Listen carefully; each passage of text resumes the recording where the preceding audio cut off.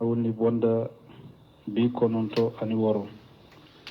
babu wada as-sahib wa wasiyatu inda faraghihi lis-safar wa ghayruhu wad-du'a lahu wa talab ad-du'a min hadith aflana.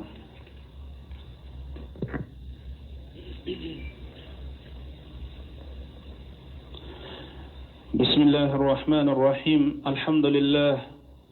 والصلاة والسلام على رسول الله وعلى آله وأصحابه أجمعين. وعن أبي سلمان مالك بن هويرث رضي الله عنه قال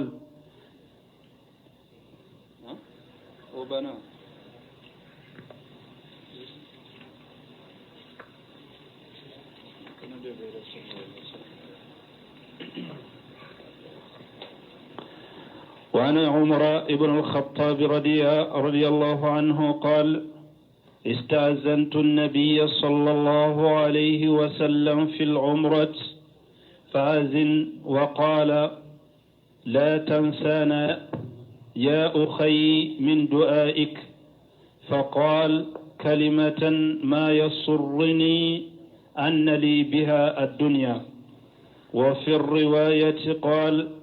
أشركنا يا أخي في دعائك. رواه أبو داود والترمذي وقال حديث حسن صحيح. بسم الله الرحمن الرحيم والصلاة والسلام على نبينا محمد وعلى آله وأصحابه وسلم تسليما كثيرا. سبحانك لا علم لنا إلا ما علمتنا إنك أنت العليم الحكيم. أستغفر الله الذي لا إله إلا هو الحي القيوم وأتوب إليه. اللهم انفعنا بما علمتنا وعلمنا ما ينفعنا وزدنا علما. بيتني سوء هجرية بكلاني كمناني ربناني أني سبا شهر ربيع الثاني من هجرة سنكالوناننا بسوني تاني ولم فلاني ميلادي نصارو كجاتي بافلاني مغاني كله سانكالو تاني كلنا بسوني مغاني فلاني نباكو جيكوري غرفلا مسجد السلام كنو درسوا بإمامنا النووي رحمه الله وككتاب كنو رياض الصالحين bondami na ko ika ito nyogo sara nyogo nya na beta tama yoro lani ka wasiya kai dole su temene hadisa min kalana Malik ibn Huwairis ka hadisa antum matila aka faidawla wa min fawaid hada al hadis abin Malik ibn Huwairis ka hadisa na faula wujubu salatu al jamaa كايرا كو جما صلي واجب ده لقوله ولي أمكم أكبركم واللام هنا للأمر فصلاة الجماعة واجبة تيدن يافو حديثين كونو أقوى دولة كلنكا تمعوني كولا صلي تيدن كان يامرك اللام من فلنيني لام الأمر ده دونك نمبايرا كو جما صلي واجب ده. ومن فوائد الحديث أبي حديث كان فولا أن صلاة الجماعة واجبة للمسافرين كما هي واجبة للمقيمين. كو جما صلي واجب دي تامد دونكا كم جما صلي واجب مغوكا منو سيجلين بونولا لأن هؤلاء فسنين جما كل منا نتشيدما ubesagi kata ukademba yama tama dondero chiden yinya merani jama salle longu nimba yiranna ka fotama demmi nibe dugu kono mishiri be jama bake ka salli fa innahu yajibu alayhi an yahdura li jama'ata fil masajid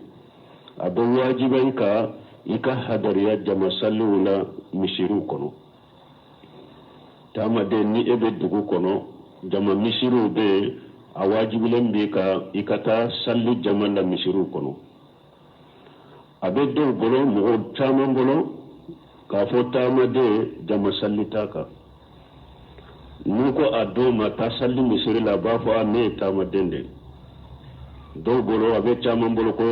jama sallita ta ma denka bal yujibu an tusallama li jamaa fil masajid wala kunta musafira awajib len do ka salli jama de la har ni ta ma dende fa anta wa ahlul baladi sawa tamade ni be dugu kono ini dugu dembe kelenye ini dugu dembe kelenye jama salli wajibi alila ikelen kana salli ko tamade ne ta salli jama misirula adella do munye ciden ko dondola cedo nana ciden me ko ale finete do ate salli ate mo soro mimba bolomina kata misirila ciden ko ma tesno ni da ya la ibe salli wala kanyuwa qala nama ko ho cidon ko faajib ako wala salli wala ajabi mo cidon ko salli wala tanka be salli wala kande ma ka ajabi ne fana yetama dende be dugu kono tilo be salli wala kanna ifana ba ajabi de donc anno na fasoro hadisa ina ko har tamaddu jama salli yaw ka wajibi ومن فوائد هذا الحديث تقديم الكبير في الإمامة أبني حديثك النفولا من كقرو أبلاني الماميالا كيدن ككما كوسو ولي أمكم أكبركم أقول نسلي وقتي سيرا أولا من كقرو وكتم يوني كولا سلي نيني حديثة نيغمولي حديثا منكو نيكيدن كو يا أم القوم أقرأهم لكتاب الله نيكيدن كو كتم مغني كولا سلي ولا من على كتاب كلام أنو حديثا وتنيغمولي منا parce que nous nous fulen ni nunu na ciden fe uyafu ka kuma la kulu e fonan kawde ushiu kasuru nyona ko mutaharibuna ukasuru nyona bo uye tile hakem min ke ciden fe fana tile mu ga nyona ubere yo de ke ciden fe ciden ñu bekala kala choko kelende la donc ka qur'ana dursu tun kasuru nyona wa annahum mutaqaribuna laysa ba'duhum akhra min badi wanunun dede na nyogo fe ciden fe ka kalan kelo mina ciden na donc ka kalan kasuru nyogona shi qur'ana kalante shine ube har na ya suru be nyogonye u kasuru nyogoma wala haja ninde ko so qala wali ya ummakum akbarukum wada to ciden ko no min ka qur akatte min nisalo wati shir nasira li'annahum mutasawuna fil qira'ati aw mutaharibun parce que nous ube de kelenye kalanna ube ka kalan ka sur nyona fa idha tasawa fi alqira'ati wa sunna wal hijra nous kera kelenye kalanna aw kera kelenye sunna famula aw kera kelenye ka hijra ke nyon fe fa innahu yurizu ila al akbar sunna wa yaqdumunahu wala mugo beta de min ka koro ambeta odema ka ode lateme naka kala qur'ana kalan kera kelenya ke kera kelenya qur'ana kala na kera kelenya sunna famula kera kelenya kata hijra ka nyonfe ni alimamiya nana nunu na nyona ma ninka koro wode beteme donc ni hadisa inte nyongoli ani hadisa ni cido ko ni ya ummal qawm aqrahum li kitabillah o yede ni ayem mishiri dojo aba fe kalmami ni kakaye donc aye kalambaga de nyini ni mo damado nana awma nunu ube amba fe ka almami nyini mo damado nana awma ko uba fe ka ke misiri almami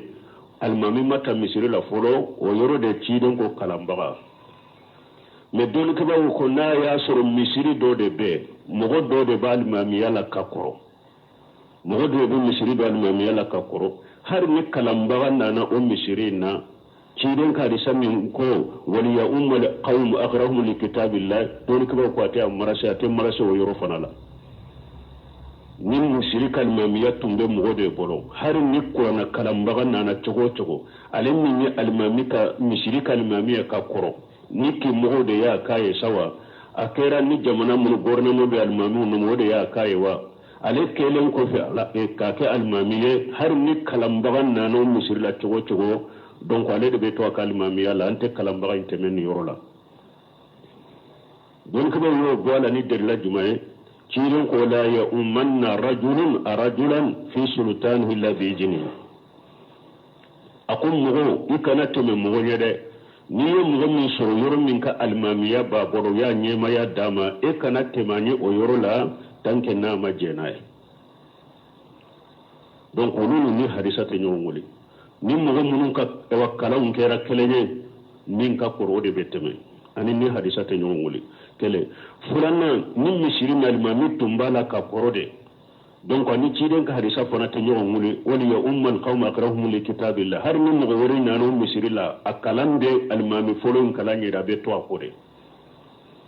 oni hadisa yi nte nyongoli donc fon nunun ka famu sunnala nunun ka famu hadisa kola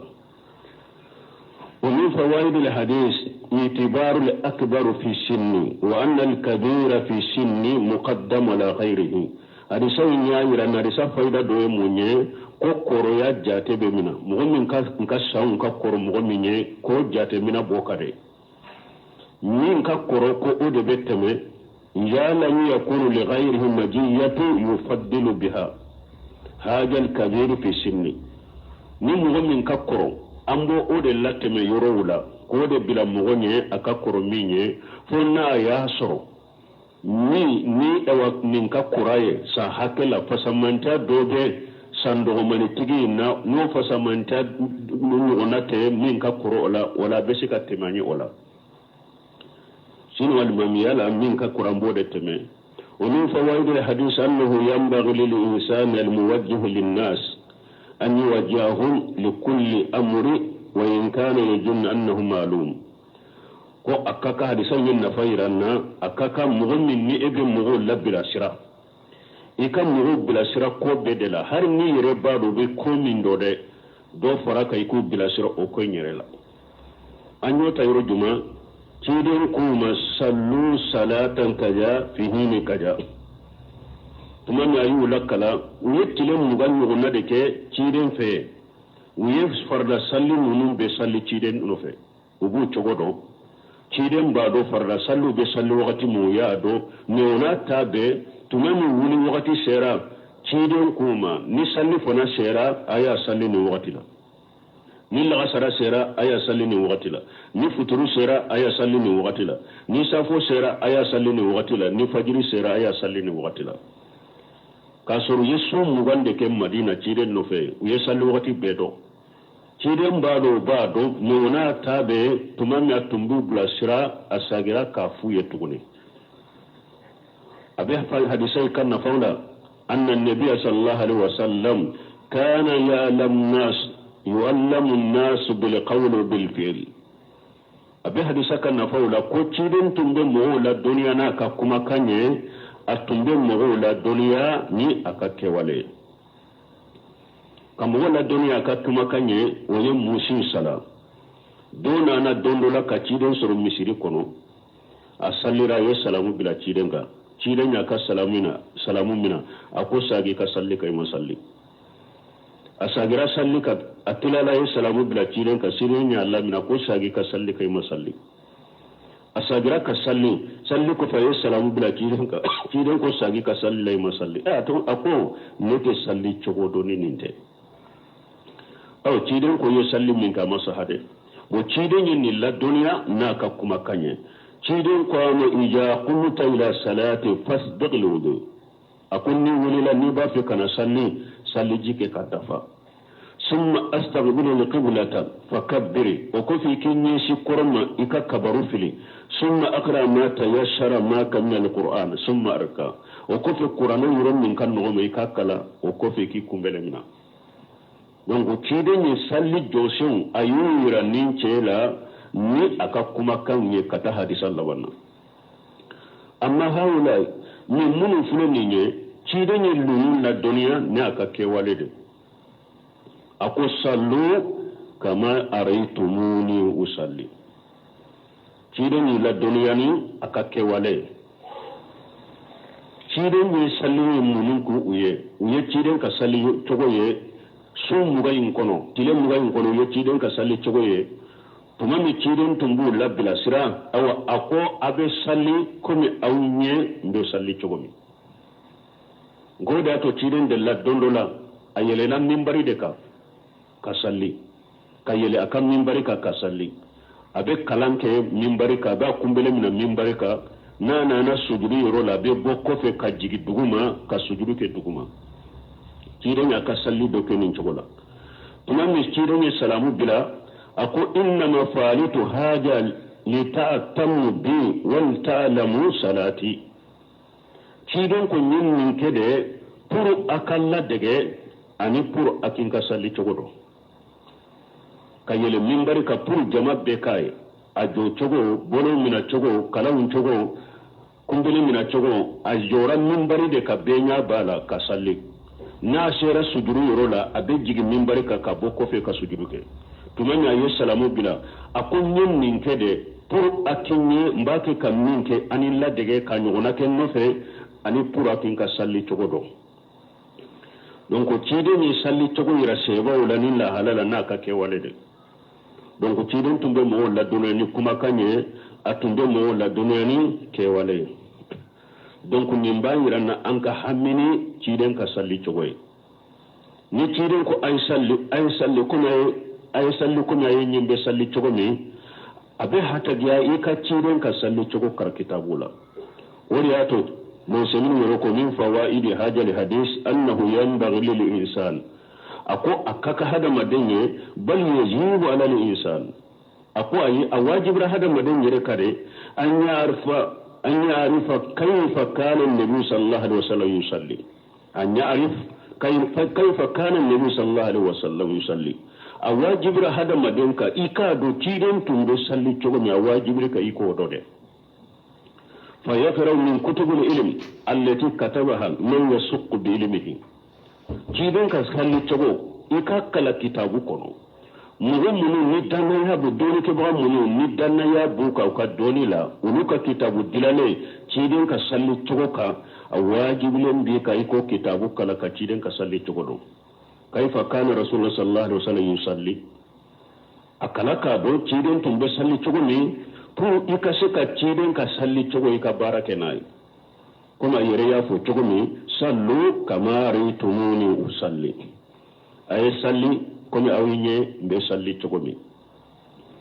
donc wala wodi yato hada maden kana jofena ko nunu nye sunna uda kana nunu ngele nunu sunna ude ciiden ko salli de comme ayenye be salli cogo mi e ma ciiden nye na be salli ni munu nye ciiden nye na be salli ulu ye ciiden ka salli cogo bella kale kitabu kono danna ya be doni ke baga mununka abu ka kitabu kono ulu nini ika ciiden ka salli cogo kala ika salli ko mi ciiden be salli cogo mi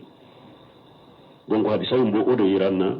wallahu almuwaffiq donc ninye hadisa mi ni darasu temene an kumana ka kan nafautum mabanu nya kan nafawye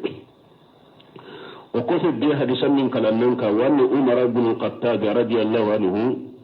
قال سمع عمر بن الخطاب ملك جيكابوما قال استاذنت النبي صلى الله عليه وسلم في الأمرة كو عليه جين نيكيرن في كو أبتا الأمرة فأجنا كيرن فنا جين دالما كو أكتا وقال كيرن كو لا تنسأنا يا أخي من دعائك أقوم بلما كنان نينا أنكو يكدوا mana ni tara almura la kanan yinan ko in ka duwa ka to ka duwa kanye fa qala kalimatu ma yashuruni anna li biha dunya umar ibn khattab ko kidin ka kuma min fulen ni ye ka fo alaye de ko abin nin kuma fe ka teme diana ka ko na fembe ka ale tun ta fin nin kuma ka fale ale ni jiyan ne mashiye mana nin kuma kadi ale ni jiyan na kan ne mabe ciiden yere ka fo alema kanan yina anko ikadwa wula wa fi riwayatan anna tugu dola qala asrakina ya ukhayya fi du'aika anfara ika mbanima anfara ika ikadwa wula abu dawud ya hadisa mbari turmiji wa qala hadisu hasanun sahihu turmiji ko hadisu ko hasanun sahihu membalmo ni hadisa dayifude ni hadisa masa kaboci dembolo sallallahu alaihi wasallam ولياتو تمام هرب بن يسمون يافو أقول وذكر أن الترمذي أخرجه كل يافو كالترمذي حديثين بو وقال إنه حسن صحيح كالترمذي كحديثي حسن صحيح ولكن الحقيقة أنه ضعيف وأنه لا يصح عن النبي أقول حقيقة يرمي ni hadisa Allah fulende do ni hadisa masaha kabo chide mbro mo kan ni fam donc nombora ni nasisa parce que mo do be der la ke ni ninde ko abe daga mo nyunu anka duwa nyinu fe o peta dilo ni hadisa ko ni lafra bon ni hadisa lafra do ni ke bawo ni duwa nyini mo fe o ya tila kata tila yoro masaba tila uruma folo an yatinga min khairu du'a li salihil muslimin eka du'a nyini mugo werefe pour silama be kan nafakama bashi tenin du'a nyini la eka du'a nyini mugo nyuman fe ne eka du'a nyini kan la nyini iyen nafa do de nyini silama be aka du'a ke silama be kan nafa iye duwawu ñini mogo fe ni o de baasi tenni na juma do ka ciiden to min barika ceedo donna o ya soro ciiden be kutuba kala ako ciiden ma kon nafolo halakira de sirawu tigira de ala delañe an ka sanji soro bo min cee fule ka duwawu ñini ciiden fe ka to min barika me cee ñe duwawu ñini silama be de ama do nyina yerede aya nyini silama bede bo kide nya bolo fula korta ka to min barika ko allahumma aqsina ako ala ikasanji dama ala ikasanji dama o yoronin kale ala ye kabano do dila kabano charila kayurwa sanji nana kide majigi min barika sanji adamina ciden be tumami ciden ka kutuba banna ajigito jide ba sanji jide ba ka tonni ka bobbon bosila tanke sanji adamina parce que ale ka misiri tamorfo de tumbala ji tumbe do akono abe jigi minbar la wati mi jiba ke ka tonni ka bobbon bosila de awa sanji tora dogo kunda fale sanji mbena kata oduma fo aduma wore kunyogo sanji mbake kana o juma wore tuguni cire nyere la min barka be kutuba kala ceyin donna ubi do ko cewore de donna awa ako cire ma akon na fulu be tora ji kono de kogo binna koy ala delanye aka sanji mina kabwanka cire nya bulo fura korota me cire na la dele sanji nka jokoy ako allahumma hawalaina wala alaina ako ala ika jinyele maka bwanka aka jigi yoro de nya kana jigi ande ka madina koronana ciden nya bolon ko ni shiro yoro ko ji katani o yoroe akana jigi madina koronana duma be bole madina koronana unya be ciden hadisan na togo dola ciden ko ala ika jigi kunu bauka ani ritu ani kunno konona me akana jigi dugu kono o bole jumala madina kerefelaw be jibe jigala me madina ire korona na jikelente tonni sanje kise kelenta ke ka tonni dugu kono me ni dugu kerefelaw la je kungo konona la jiba ke ka jiga bela me dugu konona toray bon nin ce mi fule ni nye donc aye de wadwawu ni bede فإذا طلبت من شخص صالح مرجو الإجابة شيئا أما للمسلمين فهذا لا بأس به لأنك لم تسأل نفسك ومن يوم نيم مغنما دوية أي ربا جيجي من كدوه بجابي ني دواه نينوفي دواه من نفا بسلامة بك باشتو دواه منا باشتو لا باسكو إما دليلي كيري يا دلا كدواو كسلامة بيري نيني فلوي باشي نينا القسم الثاني فلنا أن يطلب الدعاء من رجل ثاني من أجل أن ينتفع رجل داعي بهذا الدعاء ولا يهمه هو أن ينتفع لكني يجب على هذا الرجل الذي طلب منه الدعاء أن يلجأ إلى الله وأن يسأل الله عز وجل وأن يعلق قلبه بالله. أقول تقول فلان مغوك الدعاء يني مغنما في pour ibe eye duawu nyina fe pour kale yere de nafa e ka duawu nyini monyuma do fe me e ka duawu kunye de pour kale de nafa duawu nyini kunte pour ki yere nafa e duawu nyina pour kale de nafa nin fana basite ninna me duawu be nyini ni fe akaka ni duawu nyini na ni fe ika kowdi alama iki sembe ala de ma iki busukundiro alala ika do fana ko ala ye duawu be me bagade muhimmu ye dro e ka duawu ni mo nyuma fe illa nyine e ka yire nafa parce que illa nyine re na ye duawu kiye ala ko nyona ke ale fana pour ka bila bato dola pour ka bila ala bato do ya ala bato de e duawu nyine ale fe pour ka bila bato de ra ka duawu ke na be duawu munun ke abe duawu ke pour ala ko nyona ke ale fana ani pour abe duawu mun ke ana yere gere ala la ni duawu nye ana baraji so ala fe bo bashi te nim fana la parce que yi duawu nyini nin tigi fe nin fana na duawu nyini pour ki yere nafa yi duawu nyini pour ko ale yere de nafa ni to ya fulana to ya sabana ka duawu nyini mo fe ni yere ka masalaha fa hajan ajajahu badul ulama ni don ko do ya Allah daga karasam mo nyumen de do ni ka jigila ka batuna ka le serenya be netanye ni ka jigila ale ka do be jabi ka temene ka nka do nyina fa ka do kenye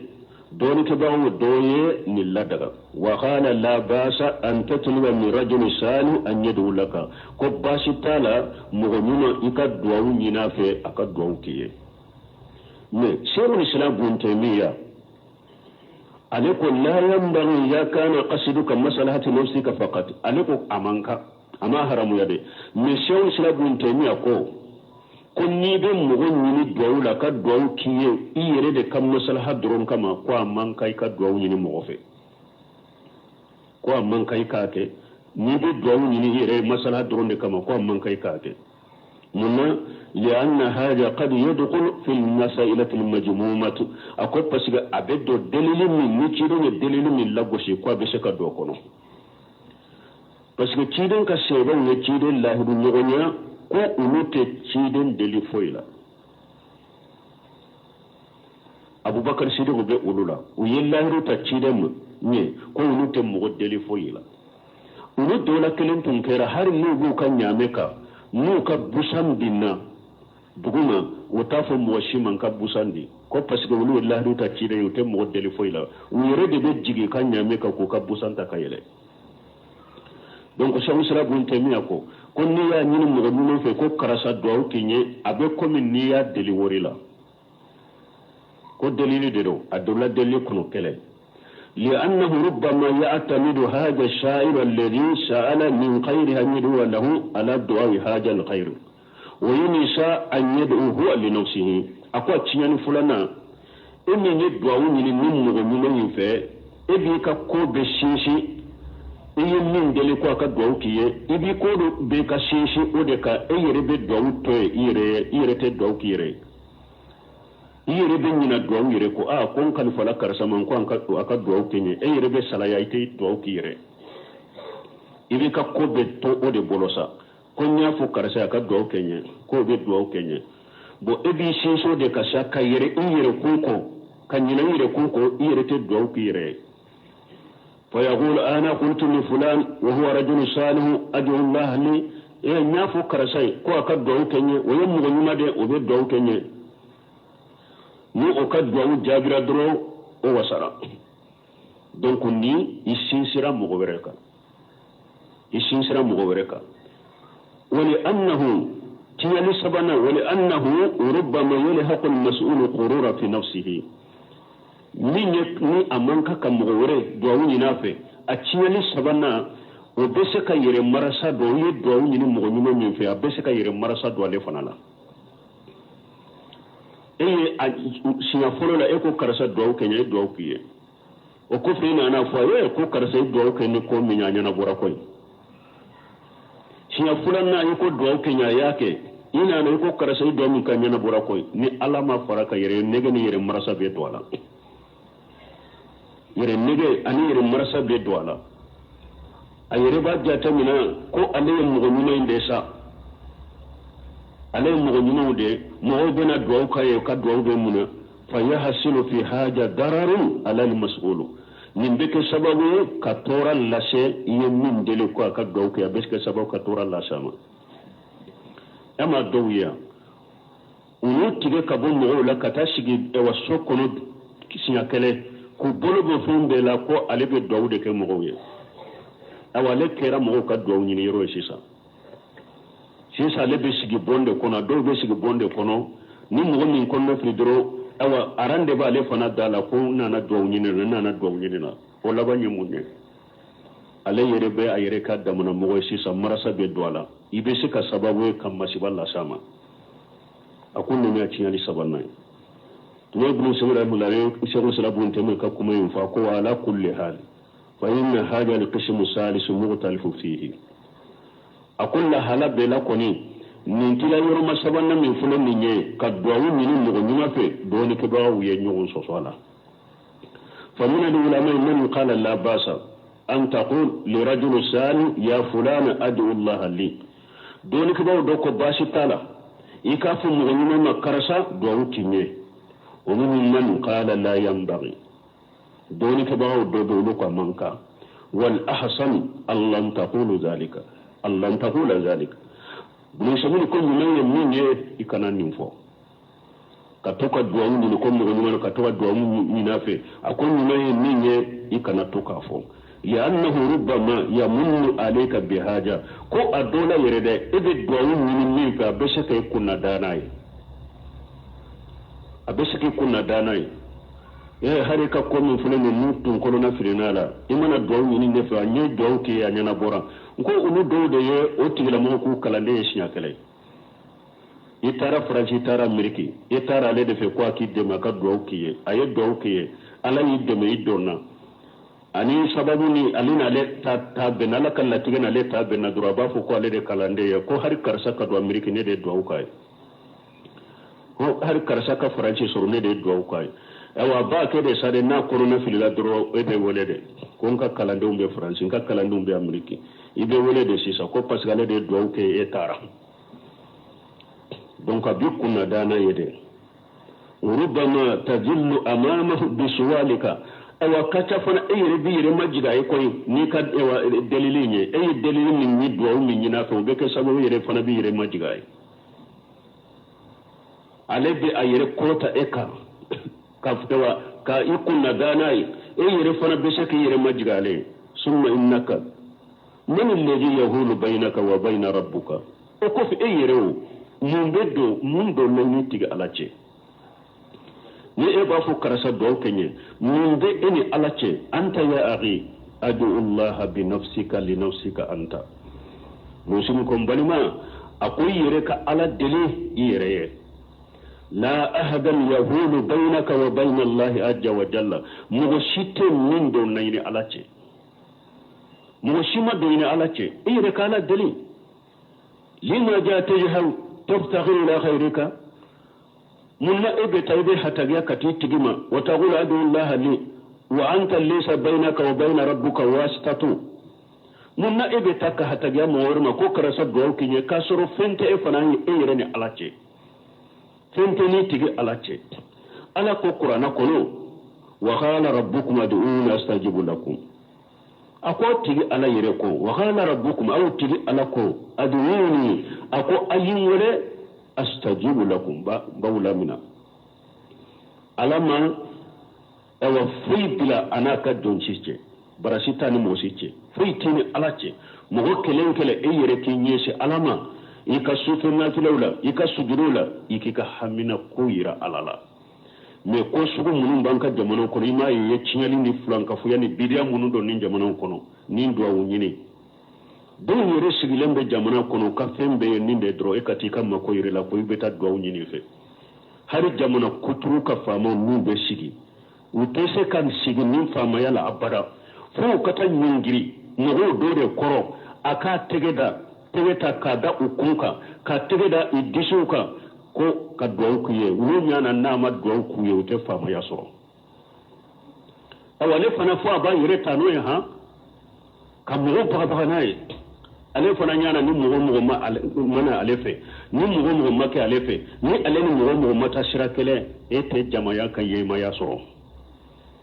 ko make masiba isa e fama to o min be jamana be kan yema ya nyini fo e kata kumbele e kata chonsoro kumbele ka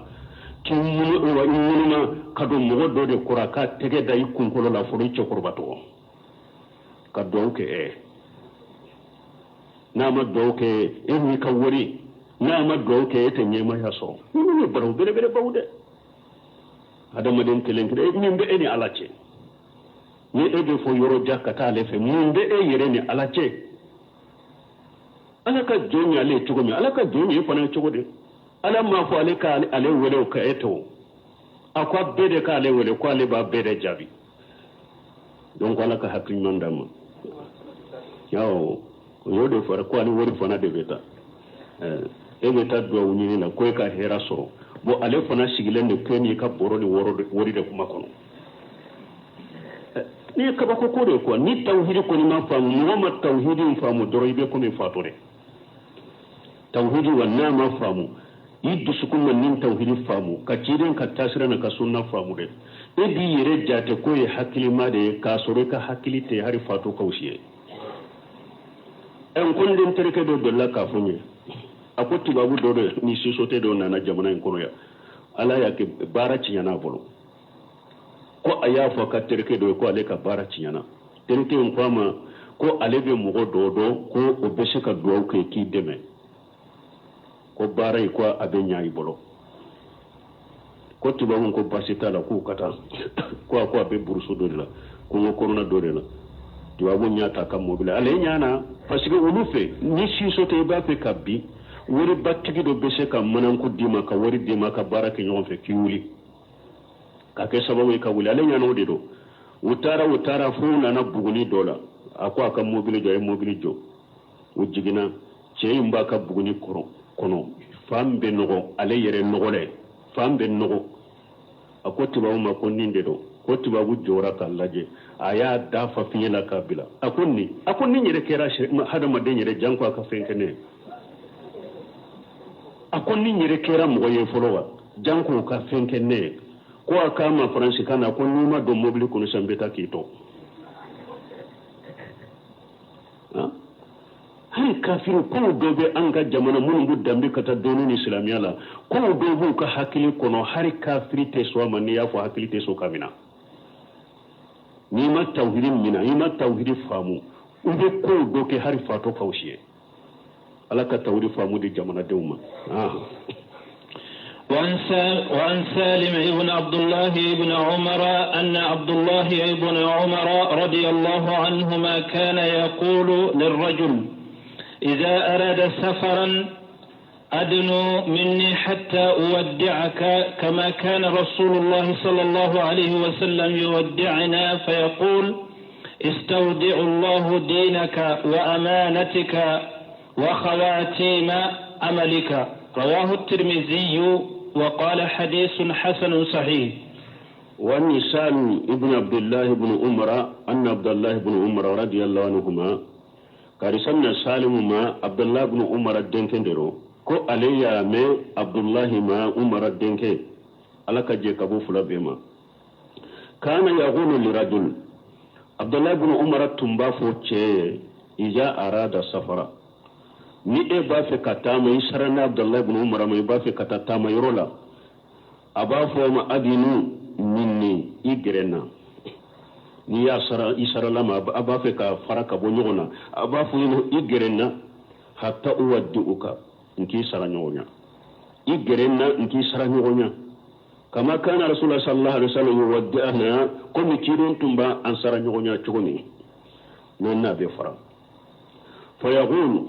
ako kidon tumbe ni moy ba fe kata tamala ni sara kidema na bi sara nyonya ba fuye awstawdi'u allah dinaka ni ka dina kalfa alama ni ka dina kalfa alama awa abdullah ibn umar fana tunkera na be mo min bila shirata mala be wo shakanke ye abe ninde foye ni ka dina kalfa alama wa amanataka anika danaya wa qawatima amalika anika barauka timme ko cogonyuma ni yayira na selefu an kana selefu rete ko kera aunde ma akishiyo shino hada madde foite jiya kono ne masite jiya kono nin kabbo hada madden bolo kateme ika dina ka hada madden ka dina de kabbo bolo fembe ye fere bede ke dina sabati lembe toy bolo chogo minate tiya foite dina nye bolo la fensite hada madden bolo kanyana maya kono nin bi ka dina bo folo ika dina de kagele ni fembe ale de be fembe nye wori ato o sebo tumbe waso nyonawde wason tumbe nyugo nyamara ni ode dina folo fembe nye dina de kagele ni fembe nye utafo ala katani nyuma ala katta ewa sagini nyuma ala katuma jaila ay awstawdi allah dinaka wa amanataka wa qawatima amalaka anni kaddina kalfa alala ani kaddanaya ani kabarau katimme to nyuma shiden ka washa kanfule ni mo betama shebo ka washa kanfule ni go washa min ke mo ni betama antadu o beta sarana de anyo do nyini min yere fo beta sarina de koy ka do ke alaye tuma be dia la chogomi abe wori soro chogomi ay dina ko konite ado yiri bi waso nyo nyare ewa ni tara yini la min kama kananyina de yi ko fela to chogomi yere bado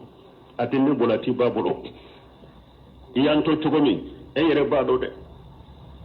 itara tumala bara de kama wori nyini de kama awa ikani bolo do fengore la nika wori nyini tede kata dam mishiru la kata ibe wajuru kala no fe be mishiru kono na ni fe una imata o kama de itare ka wori nyini de kama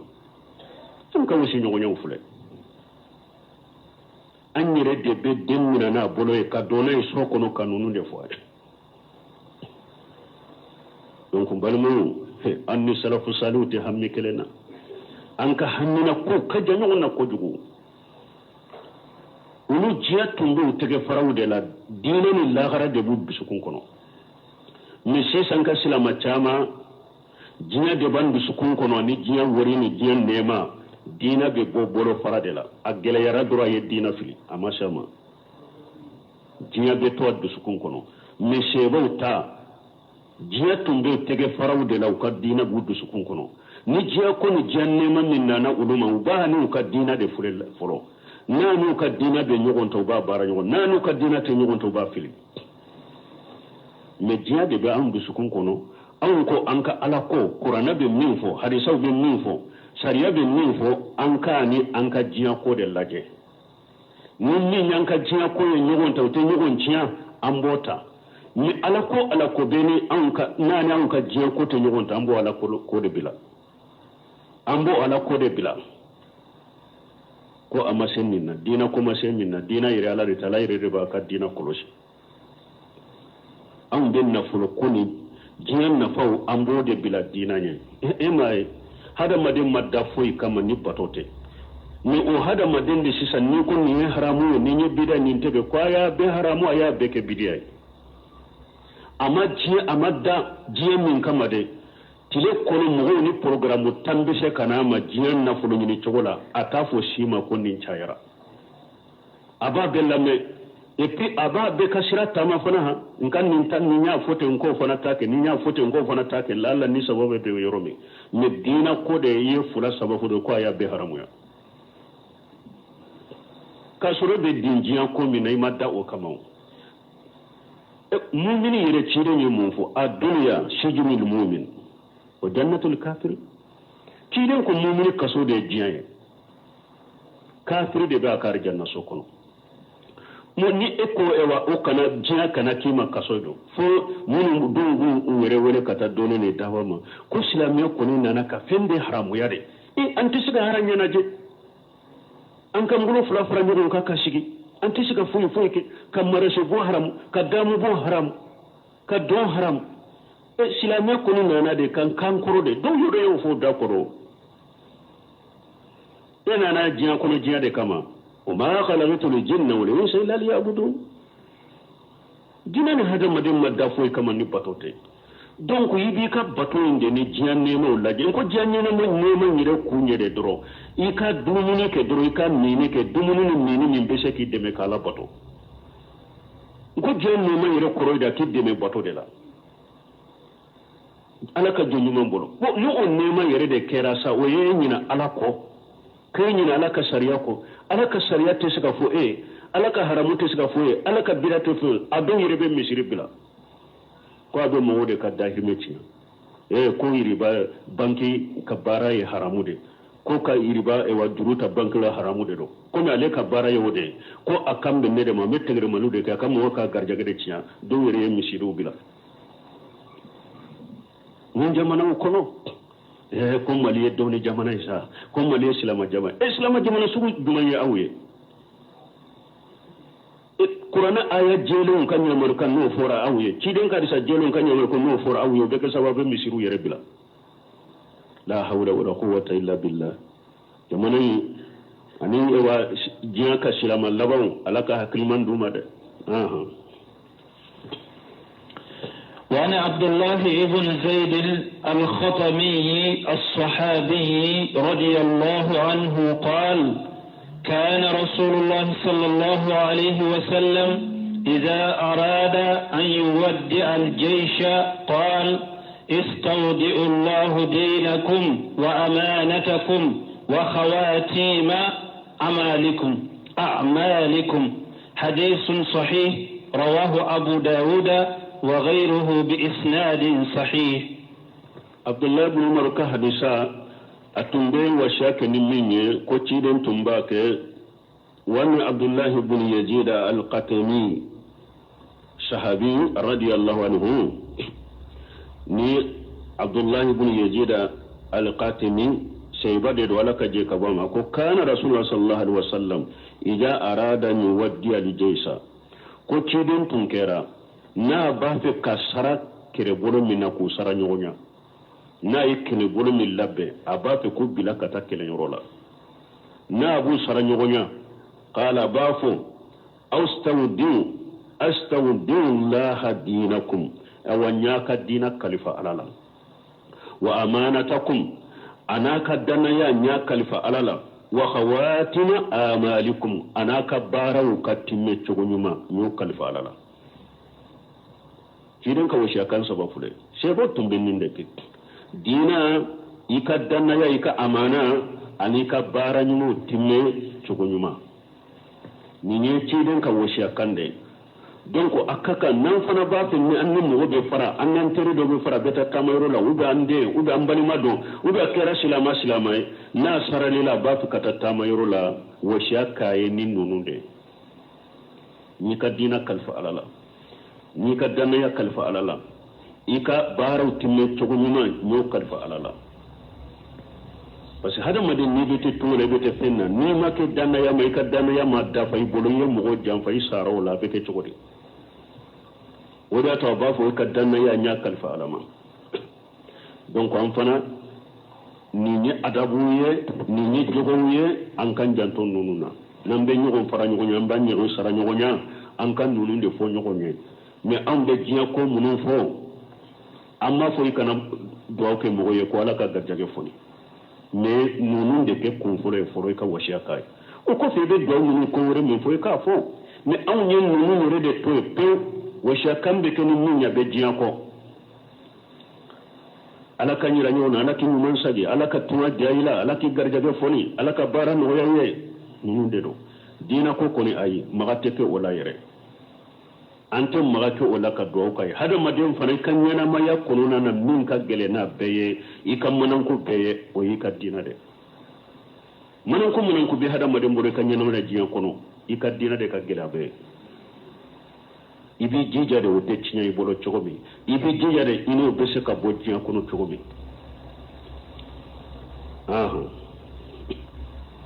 وعن أنس رضي الله عنه قال جاء رجل إلى النبي صلى الله عليه وسلم فقال يا رسول الله إني أريد سفرا فزودني فقال زودك الله التقوى. قال زدني. قال وغفر ذنبك. قال زدني. قال ويسر لك الخير حيثما كنت. رواه الترمذي وقال حديث حسن. وعن أنس رضي الله عنه قال سمع أنس ملك جكبوما قال جاء رجل إلى النبي صلى الله عليه وسلم قلت شيدون أنا تشيدين مكسرين مبكر وقال يا رسول الله أقول لك تشيدين إني أريد السفر نبا في كتاتا ميرولا فجاودني سورة فنا دو دينما نبا في كتاتا ميرولا سورة فنا دو دينما يالا نسيبو كو سورة فنا دي وكان بمنا ni e taara patron dɔ fɛ sisan ou bien e taara mɔgɔ dɔ fɛ sisan setigi dɔ ou bien ɲɛma dɔ karisa n b'a fɛ ka taama dɛ mais i ka suure fana di a b'a miiri mun na wari mais ciden y'a ka sɛbɛw lamɔ cogo min a b'o dɔn a b'a dɔn mako tɛ diɲɛ ka siire fana u mako t'o la ni u y'ale ɲininka mako bɛ min na suure fana min na dɔnnen dɔw bolo فإن خير جاد تقوى فتجودوا فإن خير جاد تقوى ala ko ni hada maden be tama siro fana ta de ni akoy ka siro fana be nyumay munye ala nya siranya ka soro bore ka tamala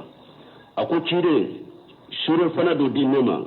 fa qala jawadaka allah taqwa awa cide ko alaka ala nya siranya ki ka sure fana alaka ala nya siranya ke ika sure fana qala jidini ako farankali doke do faraka farankali doke nye qala ciden ko wa khafara jambaka ako laki ka junubu ya faye qala jidini ako ciden ma njidi do faraka qala ciden ko wa yassara laka li khairan haythu ma kunta ako alaka heran no yebe yoro nyafo cogo mi hari ni be ewa duwa ke ni hera ko ni darje ko dina ko bilanye folo la gara ko de bilanye folo parce que ni hada madembe tama fula de bi bolo ko ibe tama fula de la jiya ka tama denya ni tama na jiya ka tama denya fule bo shiraka ewa tama denya fana ka Allah gara kun fi dunya ka annaka gharib aw abri sabil ci de no defo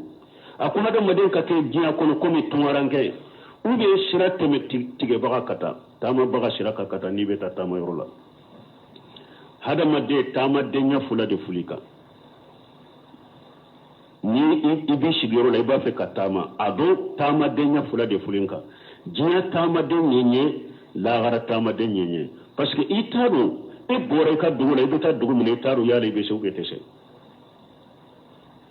e tama den fula de jiya tama de wayin ni shera iba fe kata yoro mi kase la gara tama den fana imayna sainata la gara ibe la gara sira fana de hada maden be la gara sira de ka tama den de anye tumaran cew de anye en tant que to yoro lambe teme yoro de la je teme yoro de ani sira tige donc ola sure fana fulen ka soro bolo me sure fana nyume munye alanya siranya hada maden be yoro alanya siranya ka soro bolo donc ci den ko alaka ika sure fana ke alanya siranya ako do faraka ako alaka ika junubu yafa ako do faraka ako ibe yoro alaka heran woye donc ni fana mo be se ka sarankali ke ni modo be sarankali ke ka saranyo ne be se ka nindo fana foy amma ko folo ka ni ka dina kalfalala ani ka danaya ani ka ko timen togonyuma bon ni nunu fana fo mo mi bashi to fana la ko bila do in parasila alaka alanya siranya ke ka sure fana alaka ka junubu yafa alaka heran no yebe yoro ni hadisa turmiyi abu ghala hadisu hasanu ako hadisa ko akani subhanaka allahumma rabbana bihamdika ashhadu an la ilaha illa anta wastaghfiruka wa atubu ilayk abina woni bonda bi kononto ani woro babu wada as-sahib ووصية عند فراغه للسفر وغيره والدعاء له وطلب الدعاء منه حديث فلانا